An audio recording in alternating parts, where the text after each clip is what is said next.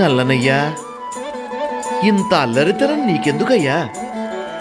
నీవెంత తుంటరివాడివో తెలియక పాపం ఆ గొల్లభామలు ధైర్యంగా తమ వస్త్రాల్ని గట్టున పడేసి జలకాలాడుతుంటే వస్త్రాల్ని దొంగిలించి ఇలా చెట్టెక్కి కూర్చోవడం నీకేమైనా న్యాయమా చెప్పు?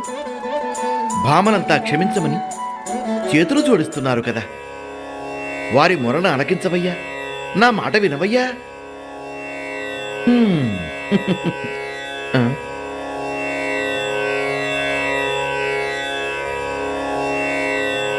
హే పరంధామ, నీ లీలలు ఎవరికీ అర్థం కావయ్యా. చీరలు దొంగిలించి భామల్ని అల్లరి పెట్టినట్టే పెట్టావు.